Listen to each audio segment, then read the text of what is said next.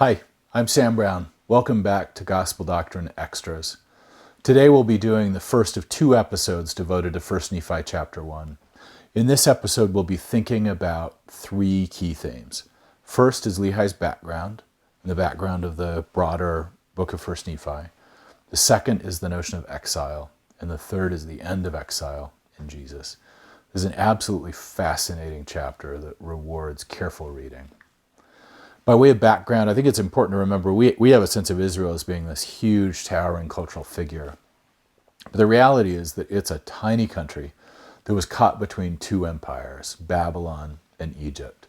And Israel, much like Latin America during the Cold War, had to figure out which of these great empires to please, and had to bear in mind that as soon as they pleased one of the empires, they would displease the other empire. There's always this sense of vulnerability and smoldering resentment at these greater powers that were interfering with their ability to live an autonomous life. This is also the period when the Jewish monarchy ends. In the end, unfortunately, is with a mix of a bang and a whimper as three corrupt kings close out the line of Jewish monarchs that begins with King David. And during this slow motion disintegration of Jerusalem's society, the affluent and the well-educated Jews had been stolen away already to Babylon. Babylon was the empire that was in the ascendant at the time. So there's already a sense of living in the aftermath of an exile, sort of at the beginning of that process, but some did manage to remain. And then after the second corrupt king is deposed by the Babylonian overlords, they identify a man named Matanyahu, or Gift of God, and they make him a puppet king in Jerusalem. And his ruling name, according to the biblical text, is Tzidkiyahu, or God's righteousness, and we would call him Zedekiah. This Zedekiah begins his reign as a puppet monarch in the same year that the Book of Mormon opens. And ultimately, 8 years later, just as Lehi and his family are leaving Arabia, Zedekiah rebels against the Babylonians. He's taken to Babylon with his sons. His sons are murdered in front of him, and then he's blinded, and then he's left to die on his own. And Jerusalem is destroyed in war. And this isn't something simple where you just tell people they need to move over to Babylon. It's pretty clear that when the Babylonians move in, they are destroying, it's almost certain that they're raping, they're killing people, they're tearing down the Jerusalem temple. They're doing all of the terrible things that people worried they might, and that herald the long years of exile. Not just exile in the sense of not being able to live in the right place, but in the sense of your hometown and the temple of your home being destroyed in rubble. So this background, I think, helps us understand that the Book of Mormon begins in a slow motion dismantling of a promised land. So remember, Jerusalem, Mount Zion, that's the promised land. And this is a promised land that Lehi and Sarah have known their whole lives, are deeply committed to, and are reluctant to abandon. In other words, the Book of Mormon commences on the cusp of two exiles. One, the familiar one, to Babylon, and the other to a new promised land.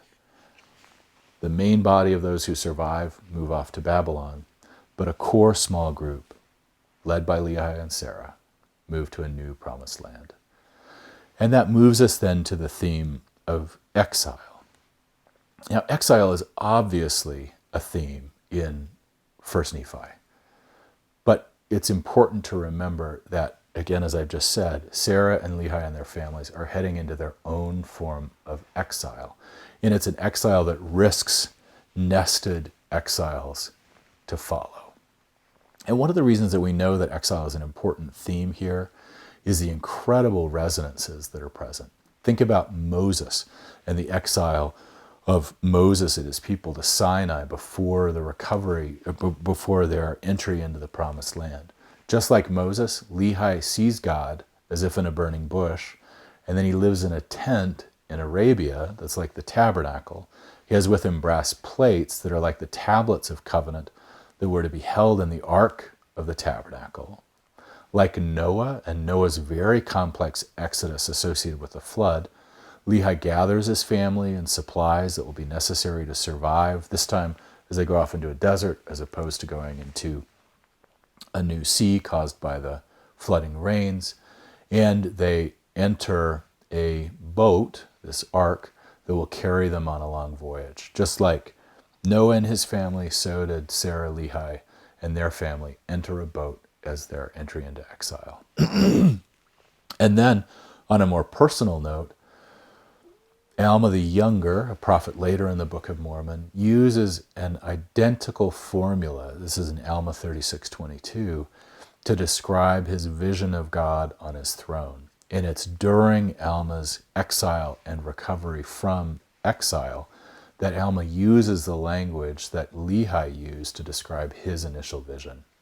And then, of course, there are these quiet resonances with Eve and Adam in the Garden of Eden and their exile from that Garden of Eden that we call the fall. Each one of those stories is weaving in and out of the stories of Lehi and Sarah and their family, suggesting the importance of exile in this narrative. And I think as we step back at a personal level, I think many of us, the few of us who don't know it, I think are lucky and will one day experience it. But many of us know the searing pain of exile. That can be from relationships that are broken by death, betrayal, or madness, or a feeling of being abandoned by God as we stumble through this dreary world of ours. This notion of exile is one that I think many of us know intimately, and we struggle with, and we wonder our way through. And 1 Nephi 1 is inviting us to join Lehi and Sarah and their family in a voyage through exile. And Lehi and Sarah know the pain of exile acutely.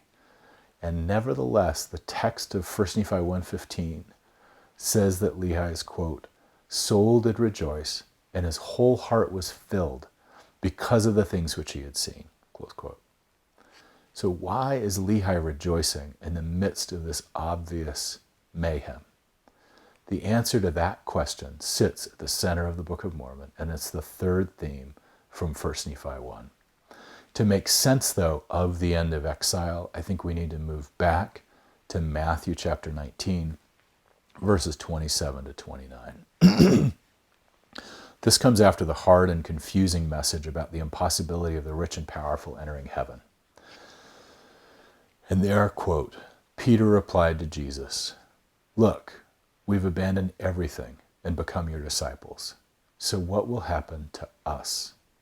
And Jesus said to them, I solemnly declare to you that as my disciples in the new creation, when the Son of Man sits in his glorious throne, you also will sit on 12 thrones, judging the 12 tribes of Israel. And everyone who has abandoned homes or brothers or sisters or father or mother or children or farms for my name shall receive back 100 times over and shall become heirs to the life of eternity. So note, when Lehi announces that the vision of exile he has seen includes the revelation of the Messiah, this comes near the end of 1 Nephi chapter 1, we see why he chose to rejoice in the face of exile. He saw that there will be an end to all exile, and that glorious end comes in a new creation driven by Jesus as the Son of Man.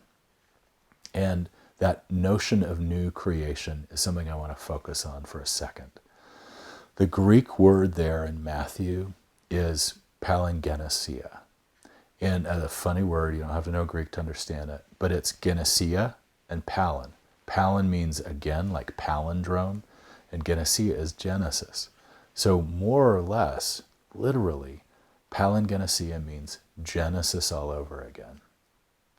And this fact of new creation standing at the center of God's work and the role of Jesus puts us right in the middle of a grand project of the rescue of the world from pain, injustice, cruelty, and sorrow.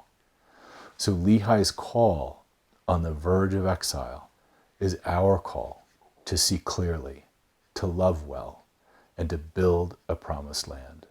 This is why Jesus is in the Book of Mormon. Now, That's the basic overview of 1 Nephi 1. There's a little thread in 1 Nephi 1 that I want to spend a totally separate episode on, and that's specifically trying to puzzle through the identity of the book in verse 11. Spoiler alert, it's probably a Bible. Thanks. I look forward to seeing you next time. I'm Sam Brown.